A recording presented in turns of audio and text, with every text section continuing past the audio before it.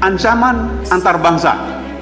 Berdasarkan hasil penelitian kami tahun 2016 bahwa etnis Cina Indonesia, ini Cina-Cina yang ada di Indonesia ini 9 naga dan sebagainya itu, bersama Cina komunis akan menganeksasi NKRI dari kuasa Bumi Putra dalam tempo 2 kali 5 tahun. Mulai 2019 sampai 2029. Itu indikatornya mereka menjadi wapres atau menjadi presiden. Itu indikatornya. Jangan tidak percaya ini Bapak Ibu, mohon maaf. Mohon maaf. Dan ini harusnya tidak sampai kami bicarakan di sini, tetapi karena pemerintahan seperti ini, kami harus sampaikan di sini. Eci itu etnis Cina Indonesia. Eci.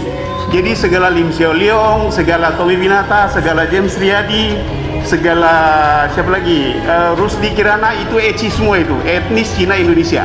Imigran mereka itu, bukan Bumi Putra, bukan bangsa Indonesia. Indonesia di masa depan bisa berpotensi menjadi Cina. Begitulah yang disampaikan oleh Dr. Laude pada acara doa dan harapan untuk negeri bersama Ria Mizat Riyakudu. Ungkapan tersebut bukan untuk diartikan secara harfiah yang artinya Indonesia bakal jadi satu dengan Cina. Namun secara tersirat, ya, perlahan tapi pasti orang-orang Tiongkok akan menguasai banyak hal penting di sini. Terlebih lagi ada 9 naga yang menguasai perusahaan-perusahaan besar di negeri ini. Sehingga berbagai pihak mengatakan saat ini Indonesia ibarat seperti bagian dari Cina. Mungkin belum secara ideologi, tapi secara ekonomi kita sudah dikuasai oleh Cina. Hal tersebut fakta adanya dan tak perlu mendebatkan tentang hal ini karena buktinya sudah terpampang nyata.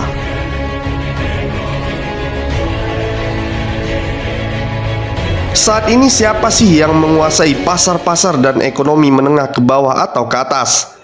Pastilah warga keturunan Tionghoa. Kalau tidak percaya, silakan lihat sendiri. Di tingkat tertinggi misalnya pada pabrik-pabrik besar yang ada di berbagai negeri ini, pasti akan ditemui sosok warga keturunan Tionghoa yang biasanya jadi owner dan CEO-nya. Hal ini tidak salah, karena untuk meraih semua itu mereka memang melakukan usaha yang hebat. Indonesia akan menjadi Cina kecil. Menurut beberapa ahli mengatakan hal tersebut mungkin saja akan terjadi.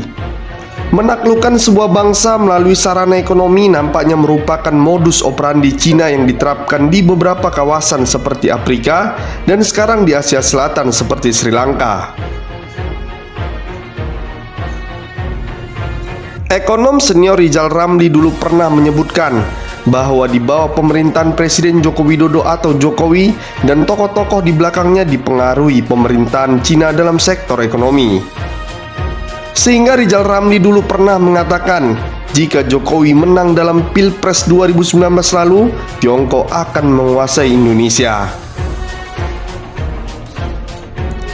Rizal Ramli yang sebagai Menko Ekuin era Presiden Gus Dur ini menceritakan sedikit pengalamannya saat menjabat sebagai Menko Maritim dan Sumber Daya pada tahun 2015-2016. Pada masa itu, kementerian yang dipimpin Rizal Ramli itu memberikan nama baru untuk perairan Indonesia di sebelah utara Pulau Natuna, Kepulauan Riau. Laut Natuna Utara dimasukkan dalam peta baru NKRI karena wilayah perairan itu sudah sah menjadi milik kita setelah dicapai kesepakatan dengan negara-negara tetangga. Tetapi Rizal Ramli mengatakan saat itu ada anggota kabinet yang keberatan karena mempertimbangkan keberatan Cina. Tidak hanya keberatan, anggota kabinet ini juga mengusulkan agar Cina diberi hak perikanan khusus di perairan itu. Sehingga nama Laut Natuna Utara akhirnya tetap digunakan dalam peta baru NKRI.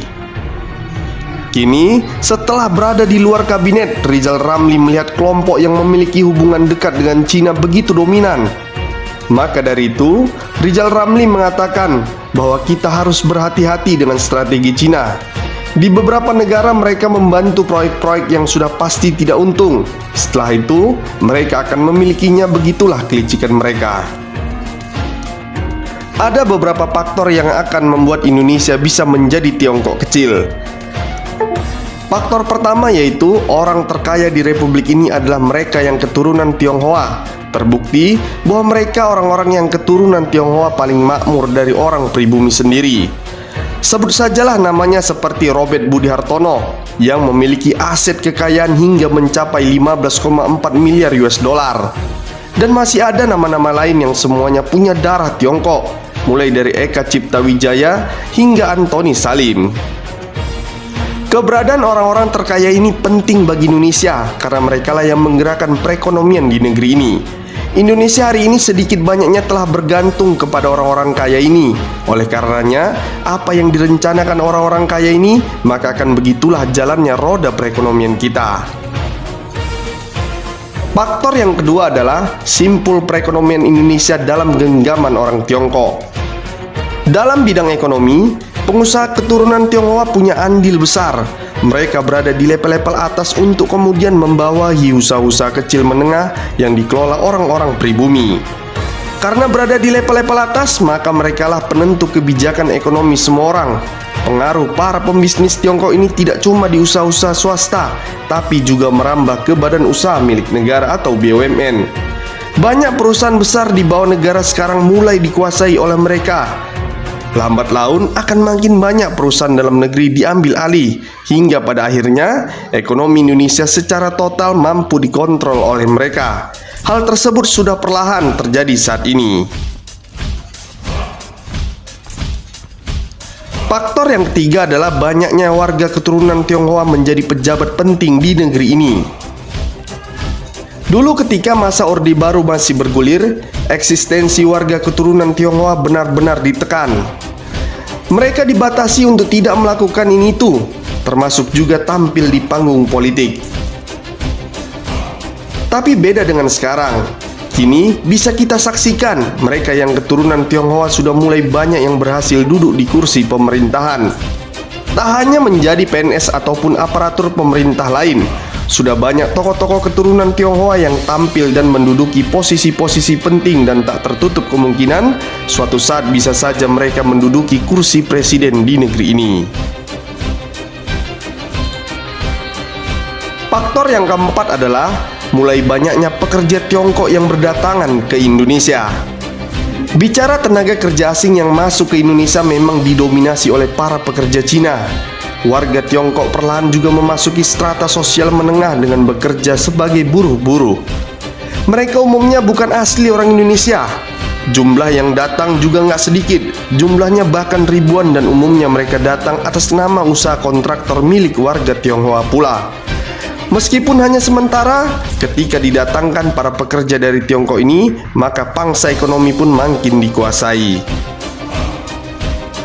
Faktor yang kelima adalah pemerintahan Jokowi semakin ngotot kerjasama dengan Tiongkok, dan itu terbukti nyata saat ini.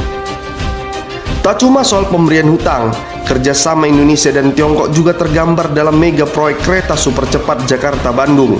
Proyek ini sangat membanggakan negeri tirai bambu tersebut karena merupakan proyek luar negeri pertama mereka. Kerjasama ini juga makin menunjukkan jika Indonesia makin percaya kepada Cina. Tak bisa dipungkiri lagi jika banyak sektor ekonomi penting hari ini di negeri ini sekarang sudah dikuasai oleh warga keturunan Tionghoa. Hal ini terkesan seakan Indonesia tengah dikuasai oleh mereka. Sebenarnya, jika kita mau melihat lebih jauh lagi, makin banyak memang bidang usaha penting yang dikuasai oleh mereka saat ini. Salah satunya adalah ranah hiburan kita yang mayoritas pemain besarnya adalah pembisnis keturunan Tionghoa. Sepertinya hanya tinggal tunggu waktu saja sampai Indonesia benar-benar dikuasai oleh Cina.